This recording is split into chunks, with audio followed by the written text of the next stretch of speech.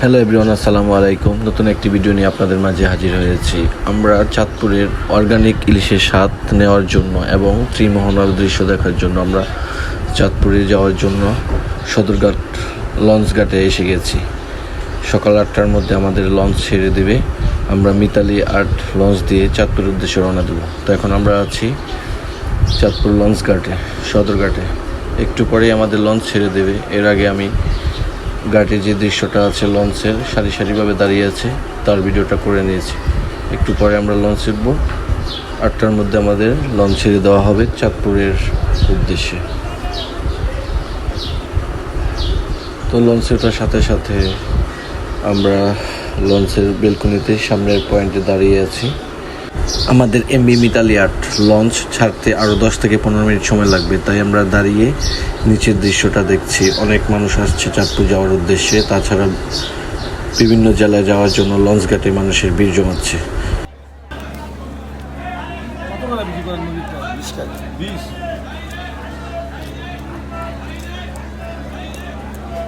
সকালে হালকা পাতলা নাস্তা করার জন্য আমরা ডিম খাচ্ছি। আমরা সকলে একটি করে ডিম খেয়েছি, কেউ হাঁসের ডিম, কেউ বা মুরগির ডিম। তো ভিডিওটা দেখতে থাকুন। আমাদের চাঁদপুর ট্যুর অলরেডি আমাদের লঞ্চ ছেড়ে দেওয়া হয়েছে চাঁদপুরের উদ্দেশ্যে। সদরঘাট থেকে আমরা বেরিয়ে যাচ্ছি লঞ্চে করে। পাশে রয়েছে একটা কালীগঞ্জ ইলিশা বড় একটা লঞ্চ।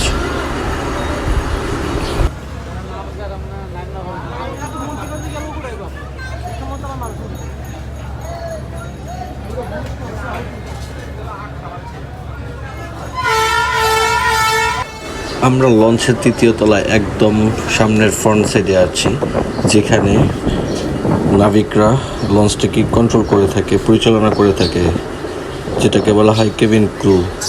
এখানে অনুমতি নেই যাওয়ার জন্য, তারপর আমি ভিডিও করার জন্য অনুমতি নিয়ে সামনে গিয়ে এই ভিডিওটা করেছি। বেঙ্গল শিপিং কোম্পানির একটি জাহাজ এমবি মিতালি আর্ট, তাদের অনেকগুলো জাহাজ আছে, তার মধ্যে একটি এটা। সামনে দিয়ে নদীর দৃশ্য দেখার মজাই আলাদা। দেখা যাচ্ছে দূর থেকে মুক্তারপুর ব্রিজ। আমাদের পাশ দিয়ে একটা মিতালি সাত আসছে, আপনারা দেখতেই পাচ্ছেন। এটাও তাদের কোম্পানির একটি জাহাজ। তো দুটি লঞ্চই একসাথে ছেড়েছে, তো আমাদের লঞ্চটা আগে ছেড়েছে।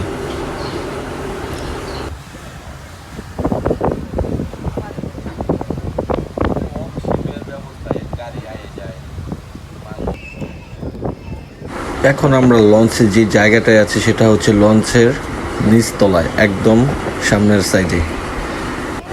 নদীর দৃশ্য সম্পূর্ণরূপে দেখতে হলে আপনাকে অবশ্যই লঞ্চের সামনের সাইড একদম মাথায় এসে দেখতে হবে।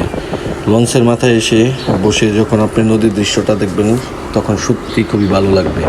এছাড়া লঞ্চের আরও অনেকগুলা সাইট আছে, সেখান থেকে তেমনভাবে নদীর দৃশ্য দেখা যায় না, তাই আমি লঞ্চের একদম মাথায় বসে আছি এবং নদীর যে পরিবেশ এবং যে দৃশ্য আছে সেটা উপভোগ করছি।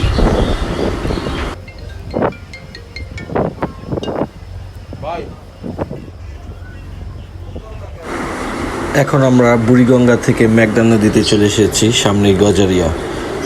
সকালের এই মেঘনা নদীর দৃশ্য সত্যি আমাকে মুগ্ধ করেছে। অনেক জাহাজ সমুদ্র থেকে এই মেঘনা পথে চলাচল করে। এই মেঘনা নদী দিয়ে বড় বড় কার্গো জাহাজ সহকারে আর বিভিন্ন ধরনের ছোট ছোট ট্রলারও চলাচল করে। বিভিন্ন জায়গায় তারা যায়, বিভিন্ন মালবাহী জাহাজ, মালবাহী ট্রলার পথে যাতায়াত করে থাকে।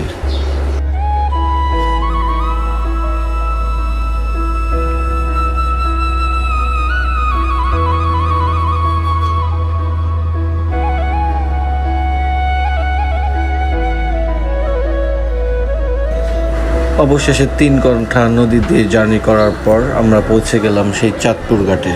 আমরা এসে গেছি সেই ইলিশের রাজ্যে চাঁদপুর। একটু পরে আমরা লঞ্চ থেকে নেমে ইলিশের ঘাট অর্থাৎ ইলিশের যে আড়ত আছে সেখানে আমরা যাব এবং ত্রিমোহনার যে দৃশ্য আছে চাঁদপুরে সেটা আমরা উপভোগ করব। চলে আসলাম ইলিশের রাজ্য চাঁদপুরে। এখানে একটি ইলিশের ভাস্কর্য দেখা যাচ্ছে। ভাস্কর্য দেখেই বোঝা যাচ্ছে চাঁদপুর হচ্ছে একটা ইলিশের রাজ্য। ভিডিওটা অনেক লম্বা হওয়ার কারণে আমি সম্পূর্ণরূপে দেখাতে পারছি না। ভিডিওর বাকি অংশ থাকবে পরের পার্টে। তো পরের পার্টে ভিডিও দেখার অনুরোধ রইল সবাইকে। আপনারা সবাই ভালো থাকবেন, সুস্থ থাকবেন, এই দোয়া এবং এই শুভকামনাই করি। যারা এতক্ষণ পর্যন্ত আমার ভিডিওটা দেখেছেন